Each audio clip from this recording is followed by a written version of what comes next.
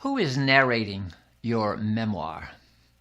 This may sound like a trick question, but it's not. In fact, it's a very serious question that will determine, or at least greatly influence, the tone and the theme of your narrative and how your reader views your story as being truthful. Before we start on today's topic, however, let me welcome you to the Better Memoir Writing Masterclass channel. For those of you who do not know me, I am Denis Ledoux, the author of the classic granddaddy of memoir writing books, Turning Memories into Memoirs, and founder of the Memoir Network. In today's video, we look at your choice of memoir narrator and the consequences of this choice. The memoir narrator provides the voice in which you tell your story. You have many choices as to which voice or sensibility you will use. These form your narrator personas. Voices or personas are not all equally good. Some contribute to your memoir's theme, and some work against it. Perhaps your instinct at this moment is to reply, but I'm the narrator of my memoir. Well, please stay with me here a moment. The concept of narrator is more sophisticated than I'm the narrator, and your choice of narrating voice can either float or sink your memoir. We've all had the experience of the various parts of ourselves, our personas, an internal debate. For instance, a friend asks you to go someplace, the hike. One part of you thinks, sure, that's probably the fun-loving part who just said sure. Another part, a responsible part, responds very quickly, wait a minute, you still have a yard to clean. You should get it done. Well, still another critical part insists, oh, don't be such a pill, a fuddy-duddy. You only live once. To which a fourth responsible persona answers, yeah, and do you want to live your one life with a messy yard? As you write your memoir, you will experience many parts vying for dominance, each insisting on setting the tone and theme of your story. Which narrator persona is going to prevail, or more accurately, which you is going to prevail? Which voice tells your story accurately, and which will carry the reader to the conclusion you wish the reader to have? Will the speaking persona you choose be the hero? I survived against the greatest of odds, says the hero. Or will it be the martyr? Oh, life was really hard, and I just did my best. Or perhaps it's the saint. Oh, I just did the whole thing because I loved my family so much. Or perhaps it's the fighter who takes on City Hall. Nobody was going to tell me I couldn't get my way. Or yet another choice is the vindictive persona. Ah, she was such a witch. Which will it be? Obviously, the martyr narrator will give a different slant to your story than will the hero part, and perhaps the martyr might even choose completely different stories to write about than the vindictive narrator persona. Which part you allow to be the narrative voice of your story will shape the message or the theme you ultimately make. It's completely up to you to decide. What is important is that you choose the narrative voice, the who is telling this story, that will most contribute to your story. It will make all the difference to the reader. Let me give you an example. If your theme is to show how forgiveness is important in life, then choosing a cynical, sarcastic narrator will work against achieving your goal. Your narrative voice has to be accepting and generous. Think of your inner sphere as parts of a kingdom with warring knights. In the end, it's not the warring knights who must make decisions on a course of action. that function belongs to the king or to the queen.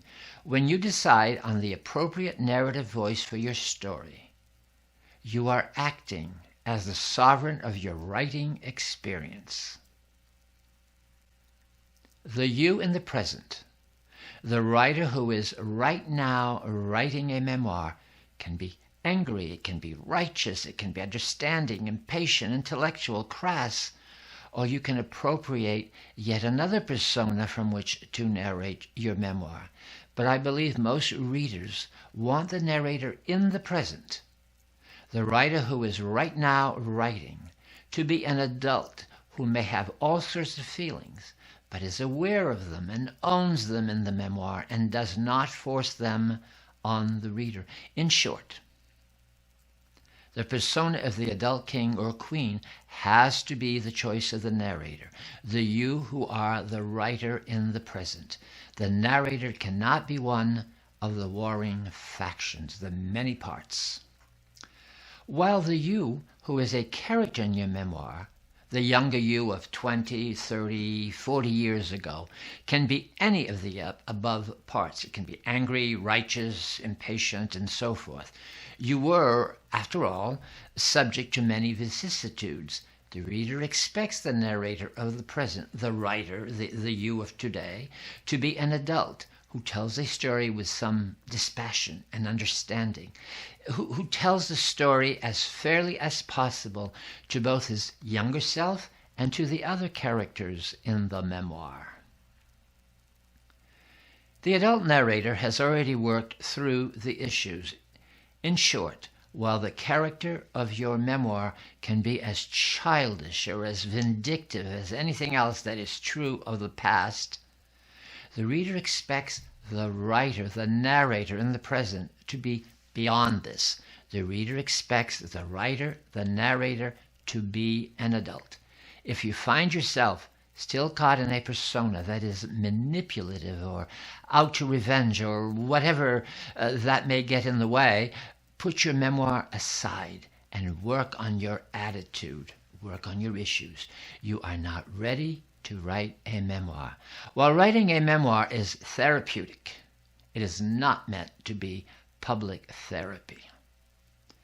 If you would like to explore receiving help with your memoir on any aspect of memoir writing, know that we offer a 30-minute complimentary get-to-know-you coaching consultation. Oh, and before you go, here's a bonus, a link to our video, Ouch! Writing Painful Memories. It will help you to write your memoir. And remember, inch by inch, it's a cinch.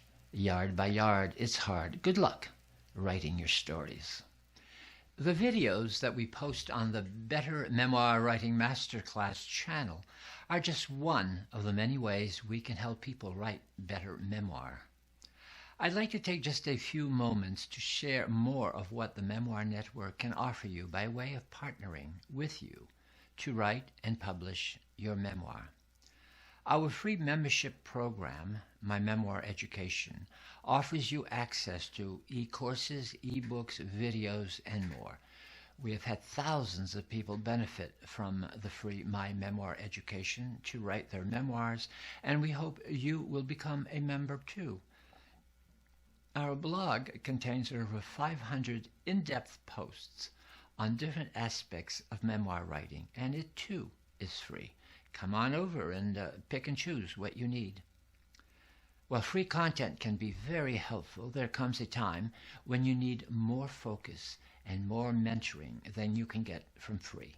We offer coaching, editing, whether copy editing, content editing, or developmental editing, ghostwriting, and book production.